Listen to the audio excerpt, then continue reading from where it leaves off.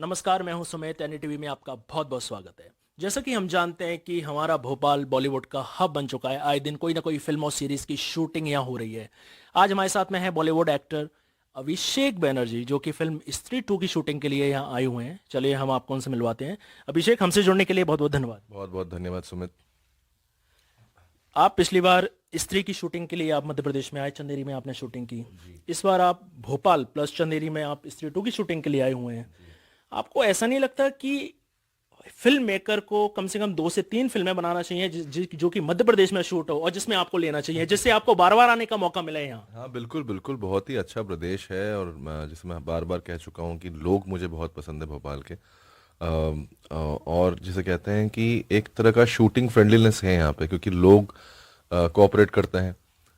हुड़दंगी थोड़ी सी कम है यहाँ पे, तो वो चीज़ जो है ना, वो आई थिंक शूटिंग फ्रेंडली बना देती है। और बहुत ही शांत है। एक बड़ा शहर होने के बावजूद भी ज्यादा मैं हॉर्न की आवाजें, ज्यादा जिसे कहते हैं कि जो शोर रहता है एक शहर का, वो शोर कहीं ना कहीं पता नहीं कैसे है, लेकिन भोपाल में शोर कम है। और शायद इसलिए और भी बहुत सारे जिसे कहते हैं फिल्म इंडस्ट्री वाले यहाँ पे आके काम कर रहे हैं। भी सुना है कि जैसे आपने कहा कि हर आए दिन कलाकार आ रहे हैं, फिल्म मेकर्स आ रहे हैं यहाँ पे शूट करने के लिए। और तो शुक्रिया करना चाहूँगा मध्य प्रदेश गवर्नमेंट का कि उन लोगों ने इस जगह को जैसे कहते हैं शूटिंग फ्रेंडली बनाया और हम जैसे लोग यहाँ पे आकर काम कर पा रहे हैं। कभी शूटिंग से फ्री होकर आपके मन में विचार तो आया होगा कि मैं आसपास की लोकेशंस में घूमूं, जैसे काफ़ी टूरिस्ट प्लेसेस हैं यहाँ। भोजपुर हुआ, काफ़ी अच्छी पचमढ़ी हुआ। तो कभी आपका कुछ प्लान बन रहा है? मैं यार उज्जैन जाना चाहता हूँ। मुझे बहुत टाइम से मेरा मन था उज्जैन जाने का, लेकिन टाइम मिल नहीं पा रहा है। और यही होता है कि शूटिंग में हम आते हैं तो हम वही जगह घूम पाते हैं जहाँ पर हमारे शूटिंग वाले लेके जाते हैं। तो वो लोकेशंस भी बड़े सुंदर होते हैं। अब जैसे अभी हम लोग कहीं कहीं शूट कर रहे हैं, पता नहीं वो कौन सी जगह है, लेकिन जब मैं सुबह सुबह वहाँ से निकलता हूँ तो ऐसा लगता है कश्मीर से होके गुजर रहा हूँ। इतनी अच्छी वादियाँ हैं, झीलें हैं। सिटी ऑफ लेक्स बोलते हैं आई थिंक भोपाल जी को। जी जी। और वो देखने को मिलता है, मतलब आई थिंक। और बहुत ही ग्रीन है, बहुत ही हरा है। तो जिसे कहते हैं फॉरेस्ट, सतपुरा के जंगल हम लोग कविता में पढ़ते थे। और आज देख लिए। हाँ, तो अब चंदेरी में जब जाते हैं तो चंदेरी से ही आई थिंक शुरू होता है जी। वो पूरा। तो बहुत ही जिसे कहते हैं कमाल की जगह है। और मुझे चंदेरी में जाना और वहाँ पे रहने में भी बहुत मज़ा आता है, क्योंकि वहाँ के लोग भी बड़े अच्छे हैं और एक तरह का टूरिस्ट स्पॉट वो भी है। और कितना ज़्यादा जिसे कहते हैं सांस्कृतिक वैल्यू है अभी भी। जब उन किलों को देखते हैं, उन घरों को देखते हैं जो इतने पुराने पुराने 300-400 साल पुराने रोड्स और वो घर देख के, मुझे, मैं सच बताऊं, जब मैं पहली बार चंदेरी आया था, मैं उससे पहले ग्रीस गया था, एथेंस। तो मुझे चंदेरी जाके ऐसा लगा कि मैं हिंदुस्तान के एथेंस में हूँ। बस ये है कि यही चाहूँगा कि और जिसे कहते हैं कि जिस हमारे जो सांस्कृतिक धरोहर हैं उनको अच्छे से सजा के रखा जाए, जिससे कि हमारे आने वाले जनरेशन भी इन चीज़ों का मज़ा ले पाए। स्त्री 2 की शूटिंग रात में चल रही है, फुल नाइट चल रही है और तापमान दिन पे दिन गिरता गिरता जा रहा है। तो आपके लिए ऐसे कड़ाके की ठंड में शूट करना कितना चैलेंजिंग है?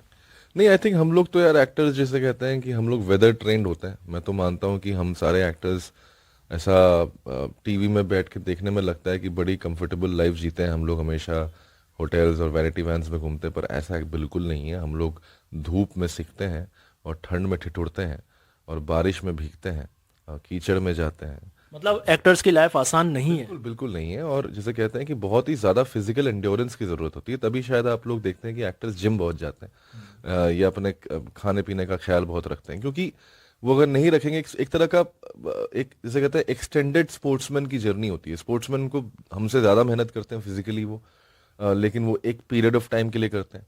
हमें शायद अपने बुढ़ापे तक वो मेंटेन करके रखना पड़ता है। तो एक जिसे कहते हैं कि पूरी जिंदगी एक एक डिसिप्लिन के साथ, एक कठिनता के साथ बितानी पड़ती है, और साथ में एक्टिंग भी करनी है।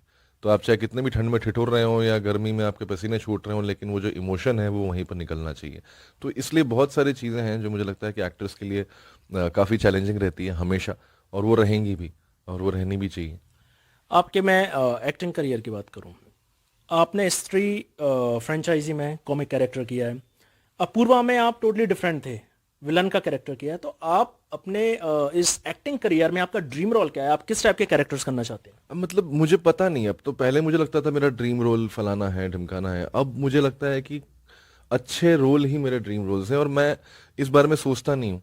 मैं देखता हूँ कि डायरेक्टर्स मेरे बारे में क्या सोच सोच रख रहे हैं, क्या इमेजिन कर पा रहे हैं, और उनकी इमेजिनेशन को अगर मैं एक रूप दे पा रहा हूँ तो मैं काफ़ी खुश रहता हूँ उस चीज़ से। लेकिन हाँ, मैंने अभी तक एक वर्दी वाला रोल नहीं किया।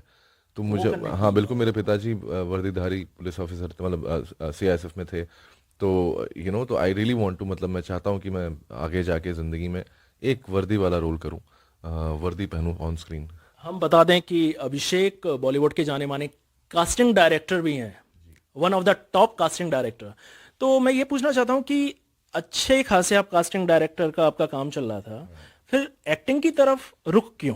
नहीं, एक्चुअली अच्छा खासा एक्टिंग का काम चल रहा अच्छा, था। एक्टिंग थिएटर का काम चल रहा थिएटर में बहुत, जैसे कहते हैं, नाम कमाया था, दिल्ली में बहुत नाटक वगैरह किए थे, लेकिन बम्बई आके ऐसा लगा था कि तुरंत कोई ना कोई देखेगा और तुमको रोल दे देगा, लेकिन ऐसा हुआ नहीं। तो बॉम्बे जैसे शहर में अपने डे टू डे लाइफ की ज़रूरतें पूरी करने के लिए आपको एक नौकरी करने की ज़रूरत होती है, और आई थिंक सबको करनी चाहिए। तो वो नौकरी मुझे लगा कि मैं एक इंडस्ट्री बेस्ड ही नौकरी करूं, इंडस्ट्री के आसपास रहूं। तो कास्टिंग मेरे लिए वो नौकरी बन गई, क्योंकि मैं उससे जैसे कहते हैं डायरेक्टर्स के साथ इंटरेक्शन करना, या एक्टर्स के साथ एक्टिंग करना, या कहीं कहीं एक्टर को डायरेक्ट करना, तो बहुत सारी चीज़ें जो है मुझे कास्टिंग से सीखने को मिली। पर आपको ऐसा नहीं लगता कि आपको और काफी कास्टिंग डायरेक्टर फॉलो कर रहे हैं कि अब कास्टिंग के साथ साथ एक्टिंग भी कर रहे हैं, हालांकि नाम मैं ले नहीं रहा। नहीं नहीं, करना चाहिए, मुझे लगता है कि बिल्कुल करना चाहिए। अब कोई भी बच्चा उठ के ये सोचता नहीं है कि मुझे बड़ा होकर कास्टिंग डायरेक्टर बनना है। क्योंकि वो काम वहीं तक सीमित है। बहुत सारे एक्टर्स हैं जो कास्टिंग के थ्रू उनको काम मिलता है, लेकिन जब उनको कोई अवार्ड मिलता है या उनका नाम होता है तो कभी वो कास्टिंग डायरेक्टर्स का नाम तक नहीं लेते हैं। तो ये बड़ा थैंकलेस जॉब है। भूल जाते हैं लोग, एक्टर्स भूल जाते हैं कि वो किस प्रोसेस के थ्रू आए हैं। डायरेक्टर्स कभी कभार भूल जाते हैं कि यार उनको अच्छे एक्टर्स कहाँ से मिले हैं। सब अपनी एक होड़ में लगे रहते हैं कि ये मैंने ढूंढा है, ये मैंने किया है, ये मैं बहुत ज़्यादा है। लेकिन मुझे लगता है कि फिल्म इंडस्ट्री में, फिल्मों में मैं नहीं होता, हम होता है। अगर हम कोलैबोरेट नहीं करना सीखेंगे, अगर हम कोलैबोरेट नहीं करना जानेंगे, तो हमें आगे जाके और दिक्कतें होती रहेंगी, क्योंकि एक आदमी अच्छी फिल्म नहीं बना सकता। उसके लिए बहुत लोगों की मंशा, बहुत लोगों की क्या कहते हैं पैशन, बहुत लोगों का डेडिकेशन की ज़रूरत है।